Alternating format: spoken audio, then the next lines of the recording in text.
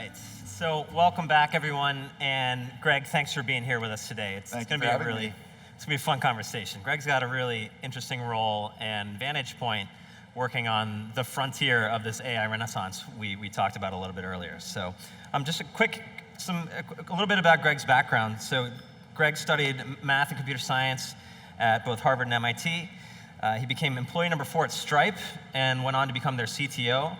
And then about 4 years ago, left Stripe to become co-founder of OpenAI with Y Combinator chairman Sam Altman and computer science Ilya Sutskever. So OpenAI's mission is to ensure that artificial general intelligence benefits all of humanity. So I think we'll unpack that pretty soon. But I'm really excited about the work you're doing for OpenAI.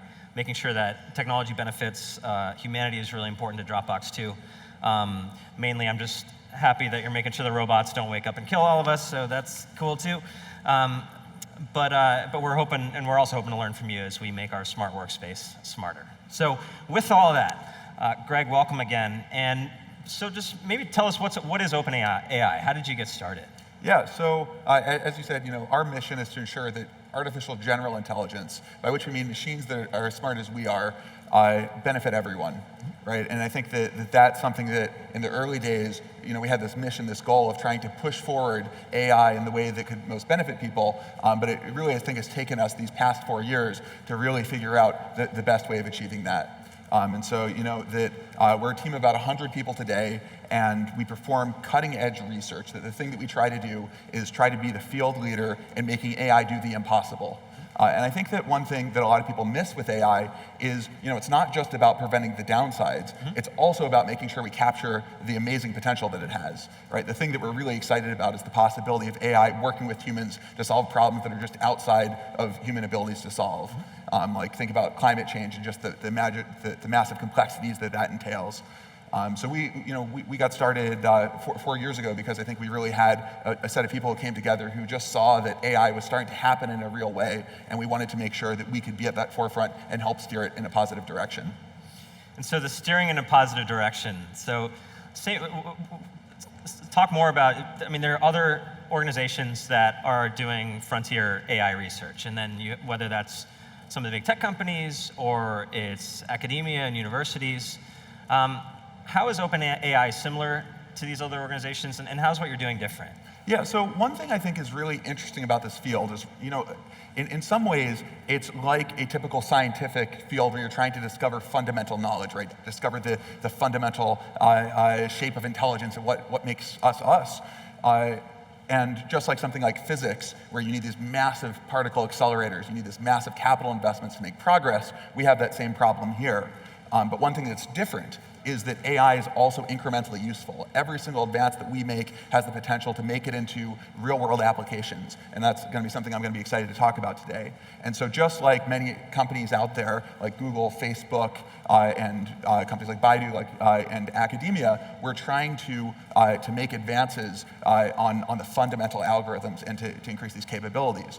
Now, one thing that's very different is that one thing that we found is that a lot of the most cutting-edge work today requires massive scale, that you do need those massive particle accelerator equivalents in the form of giant computers. And so when we started, we were a nonprofit. And one of the limitations we ran into is that in order to keep up, we needed to be able to raise investment capital to be able to build these giant computers.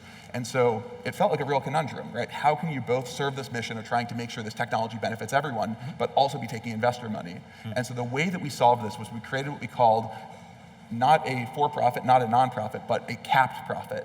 And so the idea is that we have now taken on investors and are able to issue equity to employees to incentivize them, relative to what they could get at other places. But if we are successful in unlocking an unprecedented amount of value, that we owe only a fixed return to these stakeholders, and everything else is meant to benefit the world, owned by the nonprofit. And so we think this is a really good way of balancing practicalities on the ground with actually making sure that we can push forward and build these technologies that we don't yet know exactly how powerful they're going to be. But I think that if we think the internet was transformative, I think that where we're going is going to be much more transformative than that. And give us a sense of what you work on all day and what the engineers at OpenAI work on. So what kind of projects are there? How do you decide what to work on? Yeah, so I think a lot of people have this picture that it's just a bunch of people sitting around thinking super hard and have this brilliant flash of insight, and boom, we have a breakthrough. But it's not that at all. It looks a lot more like the kind of work you'd even see at a traditional tech company of you have a number of engineers and researchers all working together in teams that we have a number of teams that are somewhere between 5 to 10 people, maybe 15 people, maybe a little bit smaller depending on the project. And that we're just constantly running experiments, trying to build large distributed systems. And so the kind of evolution that we have is we have a life cycle of project, where typically we start out with a maybe 2 to 3 person project on some idea that is super risky, that we have no idea if it's going to work or not. We usually fail 9 times, but then we succeed once. And when we succeed once, then we put more resources on it. We scale that team up, we add additional compute power, and then we try to get to the next level. And as a concrete example, we had exactly this arc with our language work.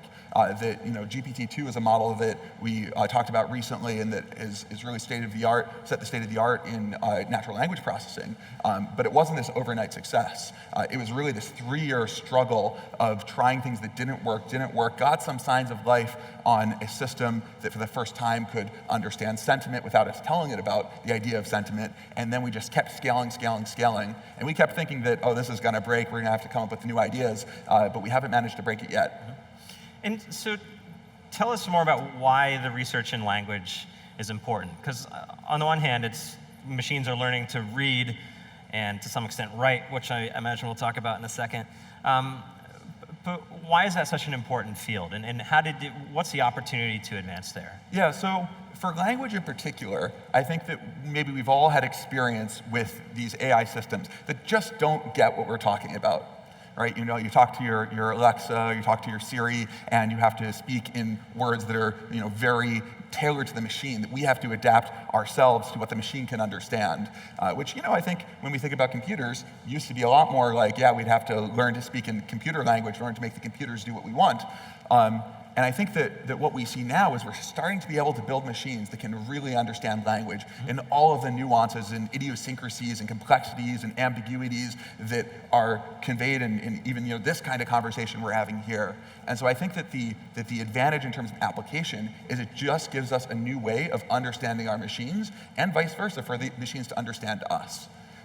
And in addition to machines understanding language, some of the interesting elements that you shared, and I think you brought something for us here, but for the ability for machines to write language. So what's that about? What could that be used for? Yeah, well, so as you just spoiled my surprise, here I have a book that was not written by a human. So this book is written by our AI called GPT-2. It was illustrated, edited, published by a human. It's actually, if anyone plays role-playing games, it's the rules for a very unique role-playing game. And you can kind of see it's got all sorts of nice lists of different goblins and items and things like that. It has these different mechanics. And I think what's really exciting to me is that this technology right here, it didn't replace a human. Right? There's still a human there deeply in the loop in order to make something that's meaningful that people can connect with. But the AI really increased the leverage, and it had this creativity baked into it, and it brought out the best possible work through the result of that partnership. So I think that that's something that's very exciting, right? You can imagine, okay, we're not all authors, we're not all going to be writing books, but I think we do all write emails, right? We do all write documents, we all write boring office memos, and I think that these kinds of technologies, I can already see, and you can see the leading edge of where they're going to be in 5 years in terms of helping all of us with writing and communicating and just being more creative and being more of ourselves. Mm-hmm. And one thing that's interesting about something like this is, it's one thing if you have an AI that can write an email or summarize an email for you, but I imagine if this is it's a kind of fantasy world, this is almost a creative exercise. Do you have any favorite quotes from there? Oh yeah, well, actually my favorite part, to be honest, is the part that's not written by the AI. It says, introduction by a human, which is not usually a qualifier you have to add, and it says, this section's written by a human. It's weird to say, it's weird to have to say. You may not trust me, and that's fine. Yeah. And I think that that's actually really interesting, that the humanity is still in there, and that it really shines through. And GPT-2, this language model you talked about, is one of the first pieces of AI research that I'm aware of that kind of came with a warning label. So I want to talk more about that and that decision and the ramifications. Absolutely. So we built this model that could generate text that was basically indistinguishable from human text. For example, we ran a study, or some people in the community ran a study recently where they found that if you show GPT-2 text to someone, 70% of the time they think it was written by a human. They do the same thing for New York Times articles as a control, and it turns out there only 80% of the time do people think it's written by a human. So it's pretty convincing. And we asked it to write an essay. It wrote this essay. We asked it to write this essay on why recycling is bad for the world. And it came up with this argument that was actually kind of interesting, saying that the problem with recycling is that it's just addressing the symptoms. That you look at the underlying problem of why are we generating all this waste, what's with all these wasteful supply chains, and that's the thing we really need to address. And we've just never seen anything like this before. We Googled around the entire internet trying to find, did it just copy this from somewhere? And we couldn't find it. And so everyone looking at this model within OpenAI thought that the implications were totally obvious. Right? Some people, though, thought that the obvious implication was that it's just going to be used for amazing positive applications. People are going to write books with it.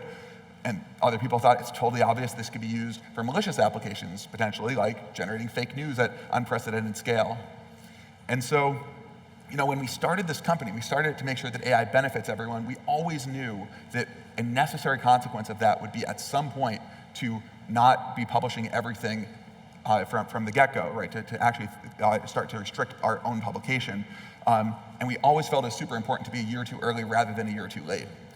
So we decided to do a staged release, and I think that actually what's been interesting is that this field was that the only norm that existed was just publish everything at the research phase and then kind of let the implications be sorted out by people productizing it downstream. And this was the first time that anyone said, at the research phase, we're producing technologies that are actually pretty powerful. Yeah. But it wasn't just about this one, right? It's really about the next one. This was a model that really we just scaled up by 10x, 100x from the previous one that we'd released a year or two before. People are going to keep scaling it. NVIDIA just released something that's 10x larger, and it's going to keep going from there. But now we have a norm in the field. Now we have a conversation. I think that was a really important thing. Yeah. And then when it comes to, well, I'm sure a lot of when you go around the office, you do see people who would look not out of place at another tech company. But I imagine you also see rows of screens of people playing computer games, or computer games on screens. So what are some of the more maybe unexpected applications of this? So in addition to language, what kinds of other things are you working on? Yeah, and so one thing that I think is interesting, just as kind of to zoom out, is how do we select projects at all? What domains are interesting? And to some extent, the answer is any domain that is currently impossible, but on the cusp of being possible, that's where we want to be. And so, language was one of those that it felt totally impossible to everyone, but progress has now been made. And complex video games was another one that until last year or 2 years ago just felt totally out of reach of any of our algorithms, but somehow it felt like there was a chance. I think that everyone probably saw AlphaGo, where suddenly we were able to solve this super complex board game, and everyone was like, okay, well the techniques used for that, called reinforcement learning, never going to scale to the real world, never going to scale to a game that requires, to any activity that requires thousands or tens of thousands of sequential actions that you have to be very calculated about, that requires all these different objectives. Mm-hmm. And complex video games are just the step closer to the real world versus these cerebral games like chess or Go. So we set out to solve the very complex strategy game called Dota 2. Mm-hmm. And one thing that's amazing about Dota 2 is that it is professionally played. It, in fact, has the largest esports prize pool of any game. I think it was upwards of $40 to $50 million last year. And you have these professional teams that all live together in these gamer houses trying to become the absolute best at this game, to reach the peak of human potential. So you can actually take a system you built and see how good it is. And so we did that. We spent about 2 years on developing this game, and it started, it was really just me and another person. I was responsible for actually turning this video game into an environment that an artificial intelligence can play, and replicating this off in the cloud, hundreds of thousands of times. And the other person started to actually build the models, and we built this team to about 13 people at peak. And we had this kind of amazing arc where we we started with the 1v1 variant, right? So the game itself is like 5 versus 5. It's almost like a kind of basketball in that you have this teamwork and 5 players playing 5 players. And we had this amazing success that we managed to beat all the top players at 1v1, and everyone said, okay, congratulations, you did this restricted version, but 5v5, totally impossible, call us in 5 years.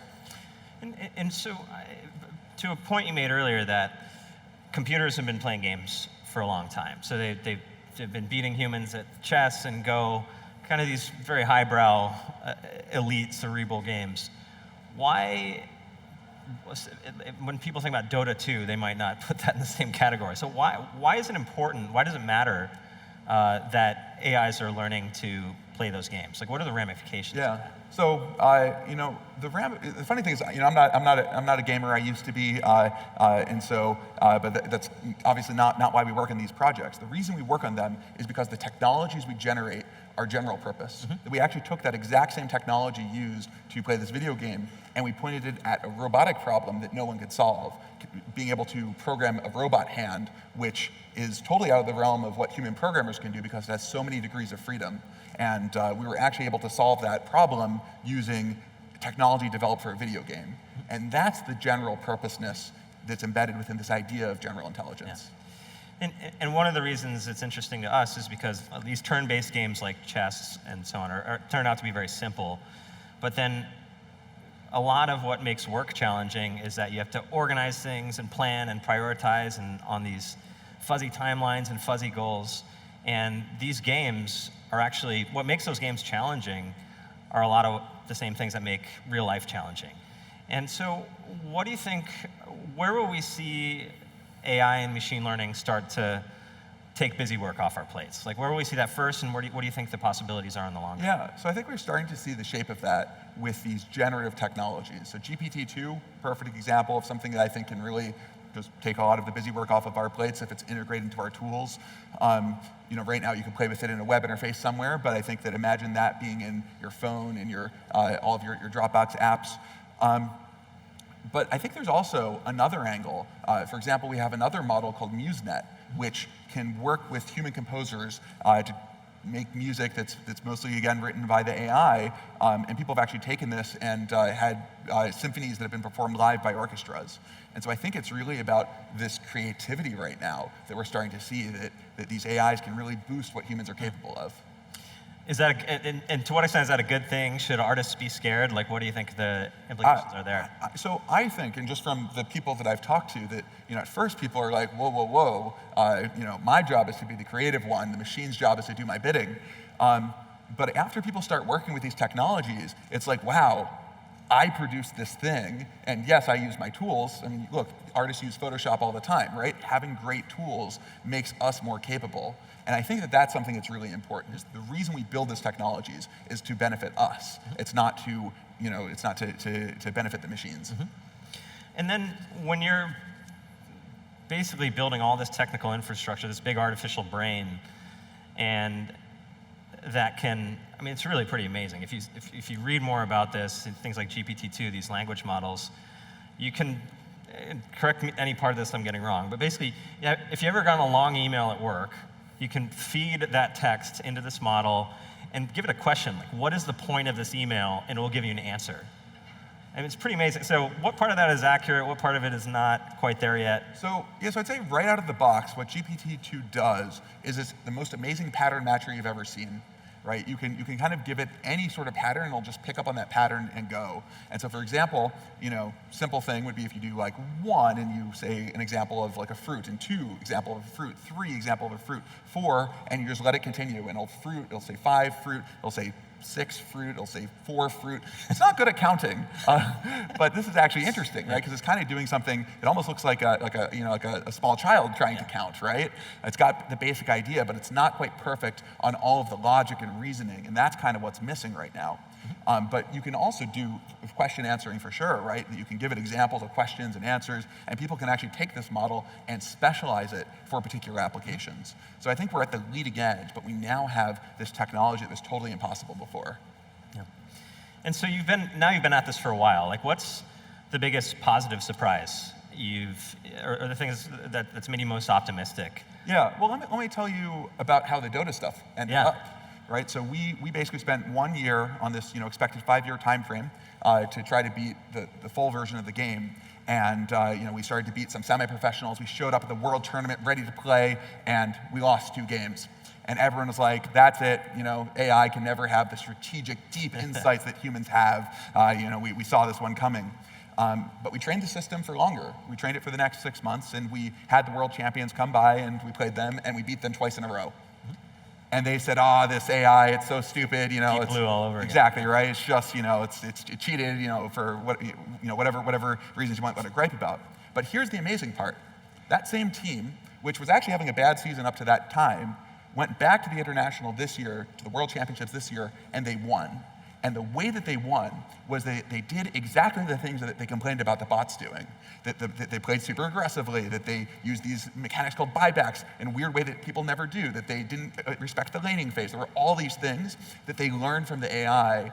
And I think that is an amazing thing, that even people at the peak of what humans can do can learn something from these systems and transfer it to their activity. Yeah, and I think a lot of folks they hear about computers getting all these new skills. And I think there's a countdown in many people's minds for like, when are humans irrelevant? And how do you think about that? Are we gonna be obsolete? Are we gonna have these hybrid systems? How do you think that's all gonna play out? Yeah, so I think, first of all, that humans, the whole point of building technologies is to enhance humans, is to make our lives better, to make it so we can be more of ourselves, so we can do more of what we want. And if we don't achieve that, we have failed. OpenAI has failed, and I think we as technologists have failed. And that's, I think, the most important goal. But I think this question of, well, what do we want out of these technologies, right, again comes back to, well, first of all, you think about jobs. Jobs, I think, is a really important topic. It's the thing that comes to mind for people when you talk about AI. But I think one thing that people don't talk about enough is the question of, well, first of all, what % of the world has a job today? Right? It's not 50%. And you look at the kind of challenges that we're going to have of like how many of those people are doing subsistence farming, right? You think about questions like how are we supposed to feed a world of 10 billion people? Like these are hard problems, right? And you don't even have to throw into the mix all these questions of climate change and how we're going to have, we have this demographic time bomb of how we're going to support the increasingly aging population. All of these problems, I think we have potential with this kind of technology to address. And that, I think, is super important to be part of the conversation. What's the weirdest thing you've seen an AI do?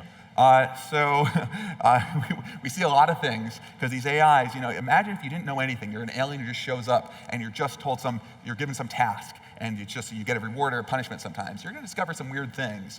For example, we just released last week this example of AIs who were told to play hide and seek, and they have some tools in their environment. They learn to use those tools without us telling them anything about it. And so, that we kind of watch them go through this expected series of strategies where the ones who are hiding learn to take these boxes and build a shelter. These other people bring a ramp and jump over it, and you're like, okay, this is great. But then the AIs discovered something we didn't even know was possible. That the seekers found that, hey, if I jump on this ramp on top of a box, I can surf the box around and jump into the shelter from on top of the box, right? And it was this mechanic that we were like, we would never discover this. We didn't know that was there.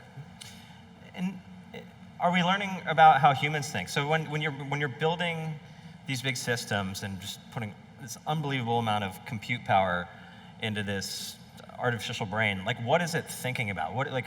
How do you teach a system or a model to learn language? Like what is it learning and what is it not learning? Yeah, and one thing that's interesting about these artificial brains is that they're not at all built in the same way as human brains, right? That the core construct of an artificial neuron, the artificial neural network, is biologically inspired. It's this idea from the 40s or 50s, but it's not at all replicating what we do.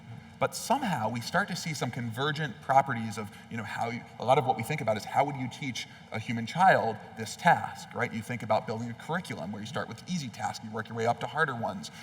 You think about in Dota that a lot of what we do is we look at the behaviors that are learned, and what we'd see is that it would actually learn the skills in the same progression that a human beginner would learn. And that's totally different ways of playing, right? A human reads the text and kind of gets a sense of what they're supposed to do by watching others, whereas this AI is just incentivized to do good stuff and not do bad stuff.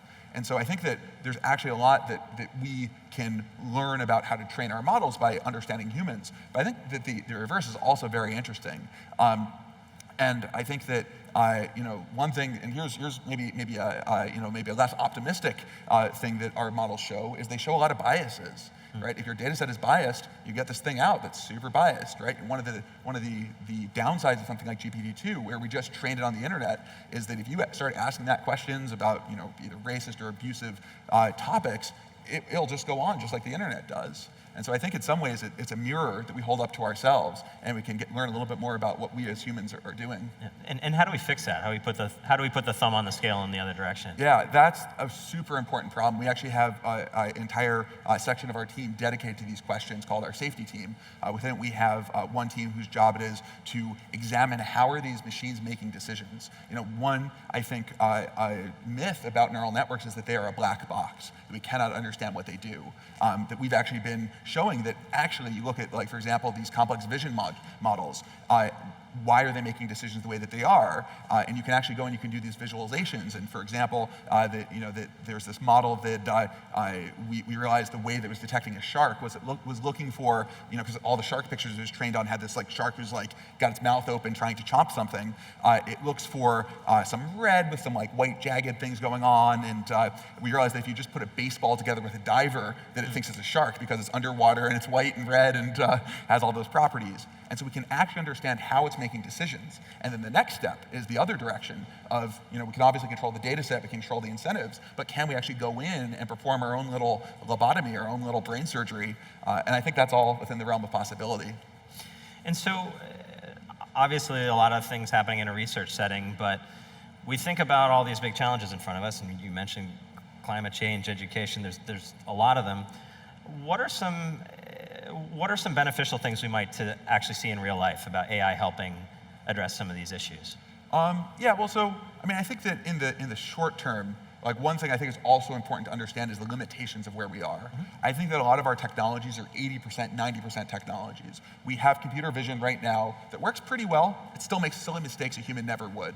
And I think that that's something just to be aware of, right? You think about self-driving cars, that people are training them on these massive data sets, but we're not at the point yet where we have them driving around.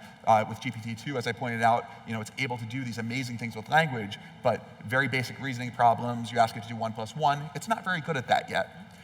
So I think that what is important for us is to think about where are we okay with 80%, 90% technologies. Video games, turns out, is a great domain for that, much better than something that's very high stakes. Mm-hmm. And so I think that we're going to see AI kind of trickling in these small ways. Medicine is an interesting one because that's something where you obviously want it to be 100%, but you can actually have a partnership where you have human doctors who are reviewing either recommendations or things that are flagged to them by AI, and people are working on that now in a variety of different medical imaging fields. And so I'm really excited to see how can we have these imperfect AI technologies that can only do a part of the problem still come in and actually benefit people today. And have a human in the loop and eliminate huge swaths of the job that are just this busy work or these very repetitive tasks. That's right. So the prospect of a really patient teacher or a really patient doctor or someone who can get you 80% of the way there. There's a lot of domains. That's right. And you can almost think of it as having a human supervisor for a AI where you outsource all of the parts of the job that no human wants to do. I mean, another example, too, is having robots that can go into hazardous sites. That's something that I think is actually hugely positive, and we're starting to see it happen. Yeah. And talk more about the physical world. You guys do a lot with robotics, too. Yep, that's right. So, I was talking a little bit about the robotic hand problem, and one thing that's interesting is that people say, look, if you just have a big simulation, how are you ever going to deal with the complexities of the real world? And one thing we found is that you can actually make these simulations pretty complex. And the way we do it is we just randomize all these properties within a very imperfect simulation. We change the coefficient of friction, gravity, all these things, and then the AI becomes smart enough to be able to deal with something that's totally unlike anything it's ever seen. Yeah. And where are we going to see that used? I think that robotics is something that, there's obviously a lot of factory automation, but I think that's not what we're excited about. The kind of things that we're really excited about are the potential to help people directly. Think about elderly care robots. I think that those kind of applications are super transformative. Yeah. Well, super exciting time for AI, super exciting work that you're doing. Everyone, please join me in thanking Greg for being with us today. All right. Thanks so much. All right.